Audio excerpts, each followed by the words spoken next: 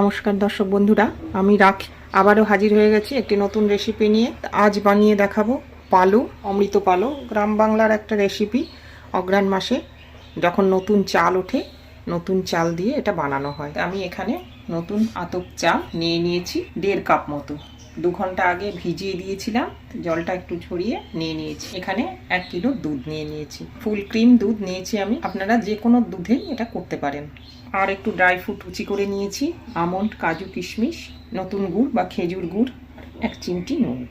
আমি এই কাপটার মাপে 1.5 কাপ চাল নিয়ে নিয়েছি। এই চাল অনুযায়ী 1.5 কাপ চালে আমার 1 কিলো দুধ লাগবে। আপনারা যদি চালটা বেশি করে নেন তাহলে দুধের পরিমাণ বেড়ে যাবে, যদি কম নেন তাহলে দুধের পরিমাণ কম হবে। এবারে এই চালটা আমি খুব মিহি করে মিক্সিং জারে ব্লেন্ড করে নেব, শিলেও পিষে নিতে পারেন। এটা আমার পেশা হয়ে গেছে, একদম মিহি পেস্ট তৈরি হয়ে গেছে।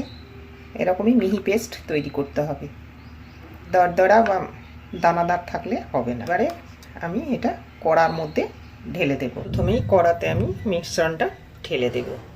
এবারে এই 1 কিলো দুধটা আমি আস্তে আস্তে করে এর মধ্যে ঢেলে দেব। চুটকি নুন এর মধ্যে মিশিয়ে দিলাম। এবারে গুড়টা মিশিয়ে দেব। চাল দুধের মধ্যে মিশিয়ে দিয়েছি। এটাকে একদম লো হিটে রাখতে হবে, লো ফ্লেমে রাখতে হবে, না হলে চাল তলায় লেগে যাওয়ার সম্ভাবনা থাকবে, চাল গুটলি পেকে যাবে। এবারে গুড়টা দিয়ে দিলাম, সমানে এটা নাড়াচাড়া দিয়ে যেতে হবে। রেসিপিটা এমনি খুব সহজ, চালটা যেন তলায় লেগে না যায় এটা খেয়াল রেখে যেতে হবে। এই পিঠেটা বানাতে এমনি কোনো ঝামেলা নেই, কারণ আপনার কোনো পুর ভরার ব্যাপার থাকছে না, কিন্তু এটা কন্টিনিউস নাড়া দিয়ে যেতে হয়, একদম লো ফ্লেমে রেখে করতে হবে। এটা এখনো অনেকটাই ঘন হতে থাকবে, এটাকে সমানে নাড়াতে হবে, তলায় যাতে লেগে না যায়। একদম লো হিটে এটা তৈরি করতে হবে। নাড়তে কতটা ঘন হয়ে গেছে, আরো ঘন হবে, আরো ঘন হবে, না হলে চালের কাঁচা গন্ধ থেকে যাবে। এটা খুব সুন্দর খেতে হয়। অঘ্রাণ মাসে নতুন চালে এই পিঠেটা তৈরি করা হয়, একবার হলেও বানিয়ে খেয়ে দেখবে, সাধারণ হয় পিঠেটা খেতে। আরো কিছুক্ষণ ঘন করে আমি ড্রাই ফ্রুটটা মেশাবো। এই যে সুন্দর ফুটে ফুটে ফুলছে, তার মানে আমার পালো তৈরি হয়ে গেছে। এবারে আমি কিছু ড্রাই ফ্রুট এর মধ্যে মিশিয়ে দেব, দিয়ে নামিয়ে থালায় সেট করতে দেবো। থালায় আমি ঘি মাখিয়ে রেখেছি।